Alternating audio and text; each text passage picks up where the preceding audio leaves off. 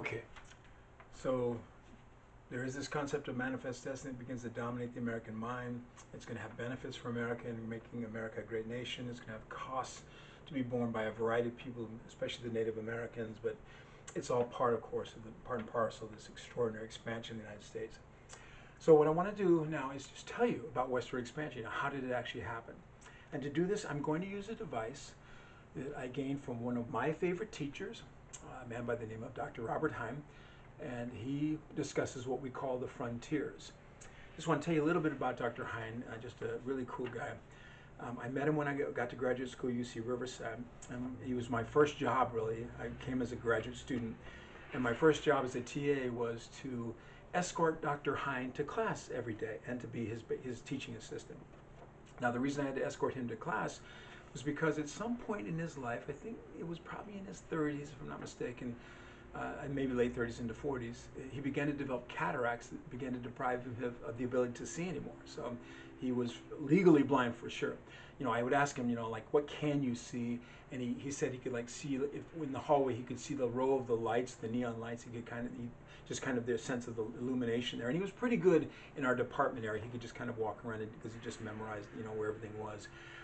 But to get to class, he had to have an escort. So I would go to class, I would stick my arm out like this, he would grab me by the arm, and the two of us would go. And I don't know why, but our class was really far away. It seemed like the class was always really far away. So the two of us would hold hands, across UCR campus, so I would get in there.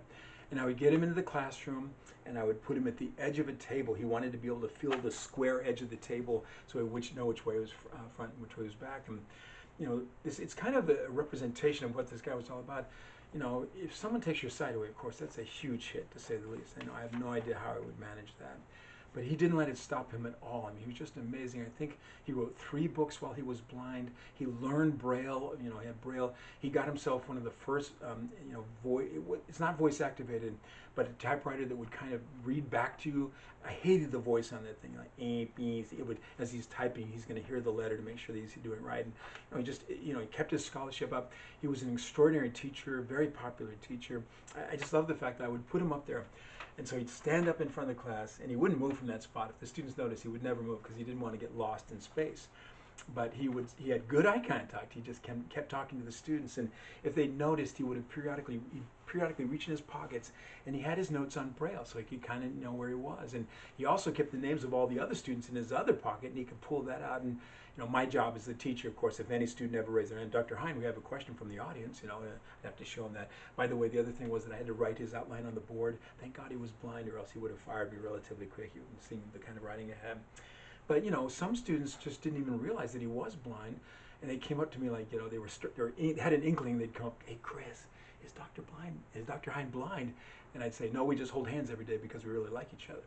But anyway, just this really wonderful man. Now, he was a historian of the American West, and I remember that I read this one time that he's considered to be the 3rd most important historian of the American West, after these 2 other guys. I can't remember who their names are, but the thing that was important to me was that at the time that survey came out, and that's, historians do this kind of dumb stuff, let's rank the historians, see which one's the most important. But he was the 3rd most important historian of the American West. But at the time of the ranking, the other 2 guys were dead. So as far as I'm concerned, he was number 1. Anyway, just a great guy, great historian. What can I say? I'm of course going to use his device, but I have to tell you this part of the story. Just as he was retiring from UC Riverside, medical technology was kind of changing, and his doctor retired, and he went to a new eye doctor, and she took one look at him, and she said, "We can fix that now." And so, kind of as this amazing gift upon a retirement, he goes into surgery, and he gets his sight back again. And I have to of course, when I saw him, I was just so intrigued by everything. So I said, "Dr. Heim, what was it like when you opened your eyes in the first moment?" He said, "Well, it was really blurry. It took a long time to kind of reestablish things." But he just said things I thought were so interesting. He said he had forgotten the vividness of color. It's like every memory had faded from color to black and white, as far as and all of a sudden the vividness of the world began to come back to him. But can you imagine what that would have been like, to, for the first time in decades, see yourself in the mirror, of course, and for the first time in decades, see your wife, just all these things that were part of his world. And I always wondered, okay, Dr. Heim, guess who I am, because he'd never seen me either. And he said, "Chris, I thought you were a woman. You had such soft skin." No, he didn't say that.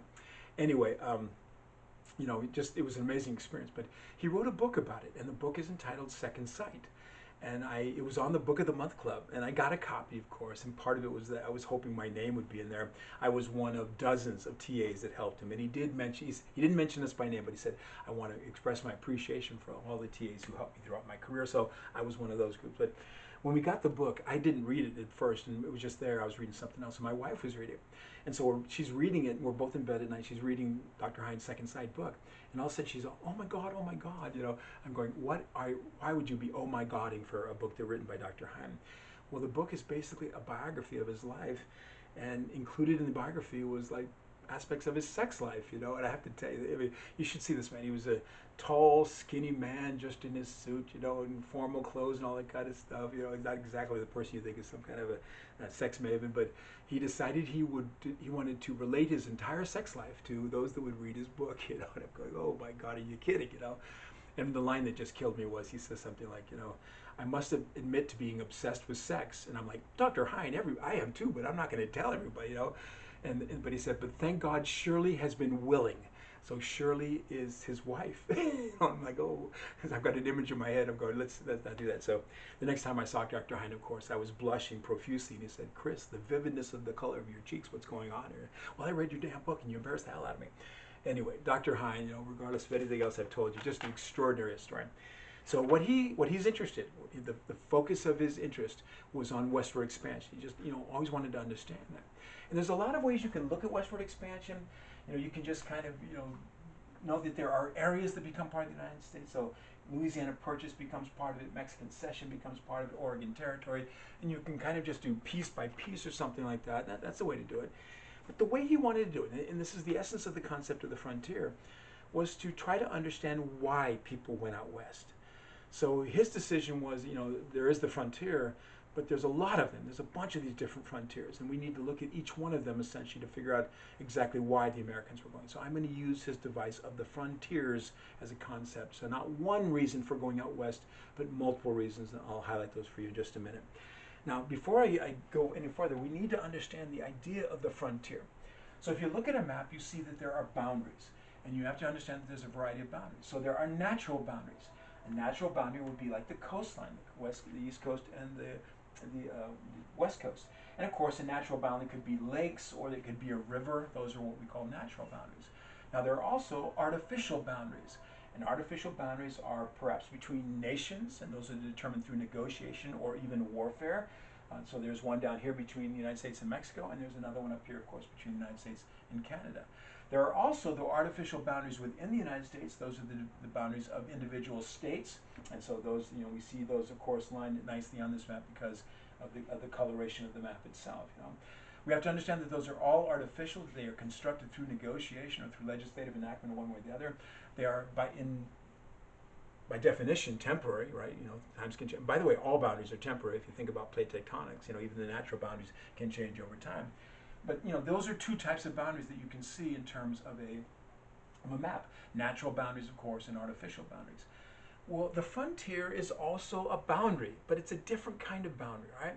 It's a boundary that, you know, there's an edge to it, but the edge has a kind of, you know, it's ephemeral. It's not static. It moves. It can move all the time.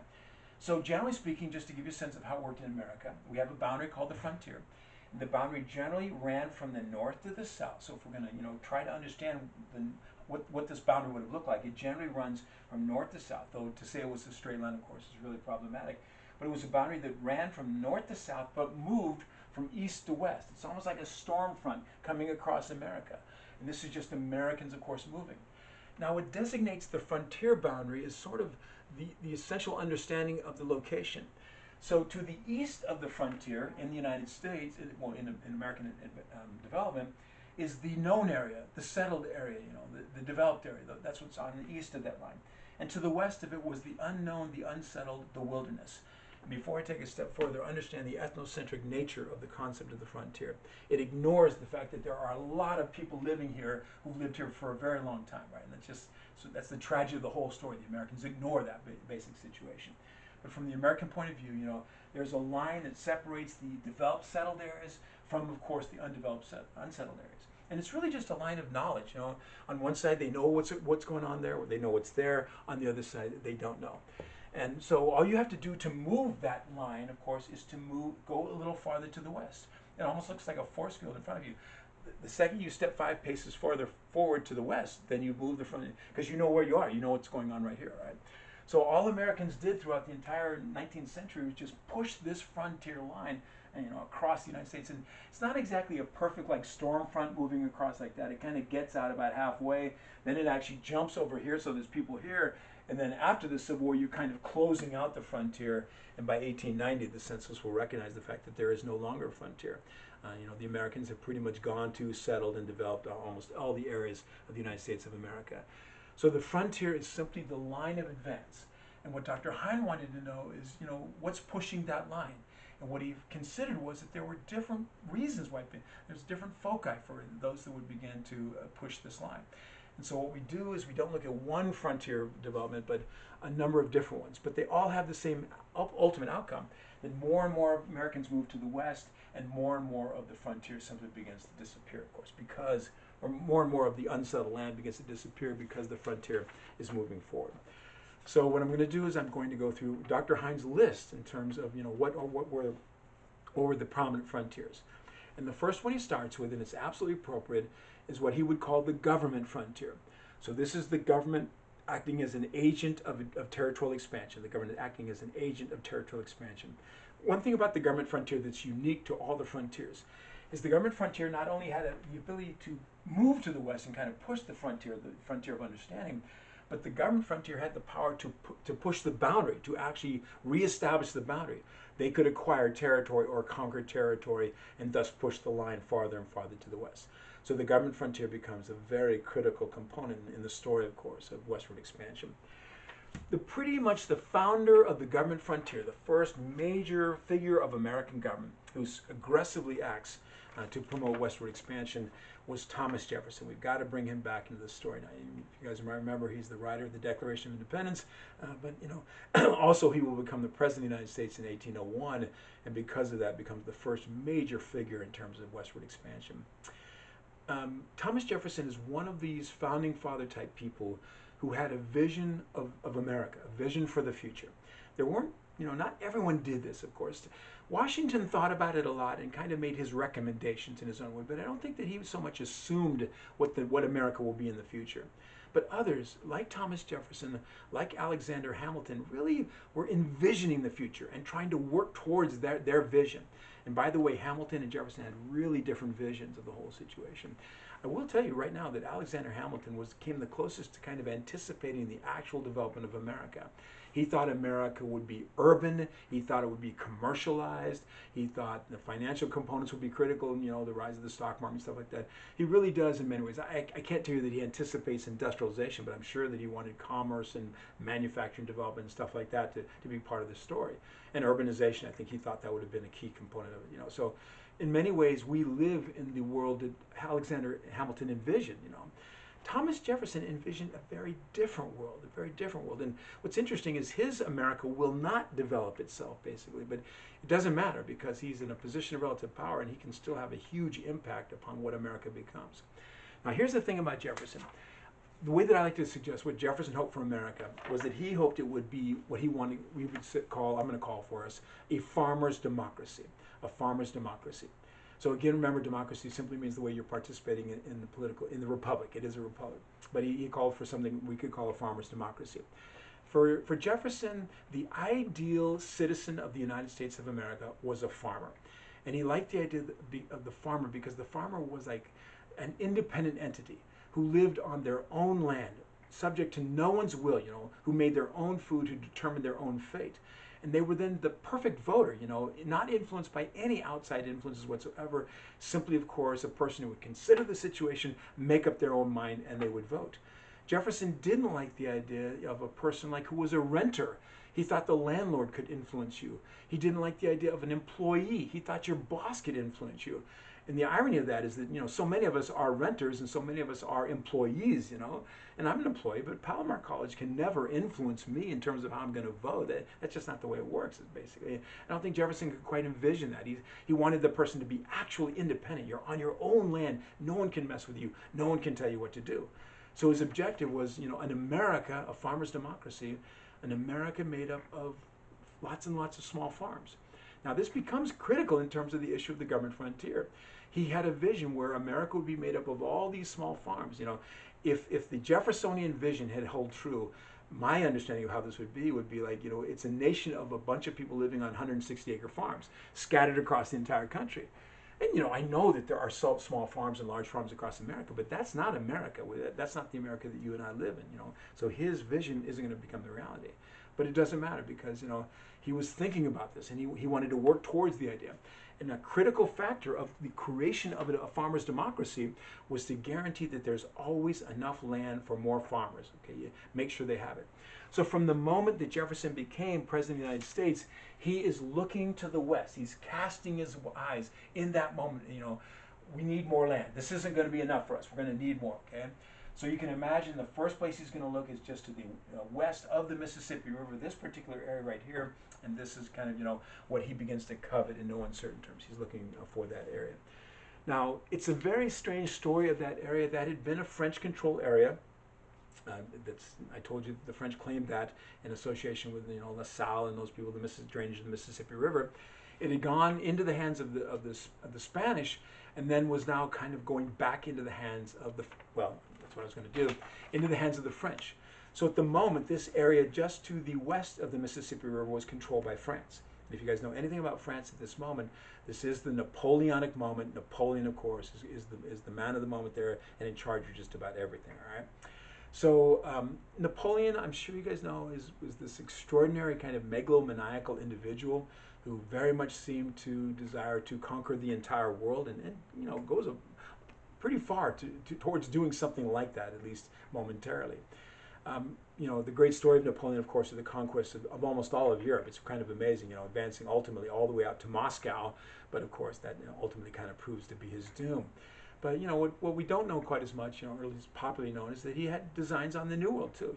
He perceived that part of the imperial component of France would be the New World area, and he indeed kind of had a vision, a fantasy vision of like New Orleans being the center point of a huge mid-America French empire. He really had some notions about that.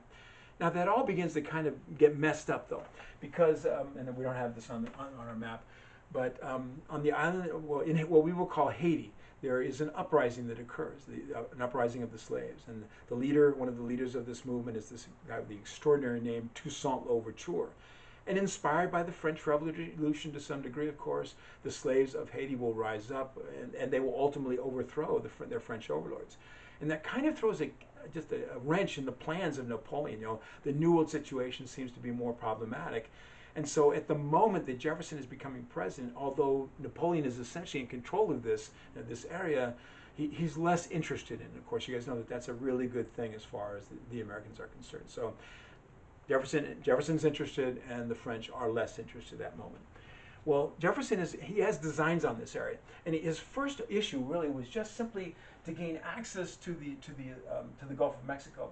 The Americans had the ability to, of course, get to the Mississippi River and do most of it, but they didn't have access to the Gulf of Mexico.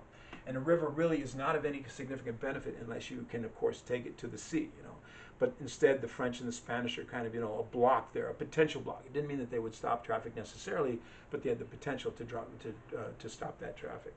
So Jefferson is focusing on this particular area, this particular problem. So what I want you guys to do is to draw a line if you're taking notes, and we're going to shape an identification, but I'm going to let the identification evolve rather than, of course, put it out there in your face from the very beginning. So in 1803, Jefferson organizes a delegation to go to France to begin to try to get some of the lands that he's hoping for. At the head of the delegation was a man by the name of James Monroe, ultimately to be a future president of the United States. He would meet in France a man by the name of Robert Livingston, who would also become kind of critical in these particular negotiations. But the idea and the instructions that were given to Monroe by Jefferson were to try to buy the port of New Orleans, access to the Gulf of Mexico. And I think that the other part of the initial notion was to get like the whole tier across the kind of going towards Florida there, the tier that was connected to the Gulf of Mexico, to give Americans, pretty much access all the way down to the ocean in a variety of ways, including the Mississippi River. So Monroe will go to France with this particular instruction. He would be given an appropriation of $10 million from Congress, okay? Of course, Jefferson is the sponsor of this, but Congress has to authorize the situation, and Congress then was willing to appropriate $10 million for the purchase of this area. And the instructions were kind of general, very, very much get the port of New Orleans, access of the Mississippi River to the Gulf of Mexico, and whatever else you can get, okay? Now, as he arrives, Monroe arrives in Paris, he's going to begin to meet with not Napoleon, but one of his chief ministers. And this individual's name was Talleyrand. And Talleyrand was already proposing kind of a counter offer that he was going to place before the Americans. And what he offered to the Americans, that the French would sell all of Louisiana, so the entire area of Louisiana, for $15 million. Now, as you can imagine, there was at least some consternation here, right? Because the price was beyond the American appropriation. But also the Americans weren't exactly sure, what is this? For them, the notion of Louisiana didn't necessarily mean anything. There was nothing that resonated there. So, part of the story is that Talleyrand walks to a map, and his hand just sweeps across the entire western drainage of the Mississippi River area, and he says, "This is what we're selling you, this huge area." And as you can imagine, the eyes of the American delegations are just going to pop. They go, "Holy crap! So much more than they had expected." And even though there was not an appropriation for $15 million, the delegation assumed that Congress would back them up on this, of course. And indeed, Congress will. And I'm sure you guys know what this is ultimately going to become. It will become for us in 1803 the famous Louisiana Purchase. So the United States of America, acting as an agent of the expansion of the United States of America, extending the boundaries of the United States through the purchase of this huge area, the western drainage of the Mississippi River, that we will call the Louisiana Purchase.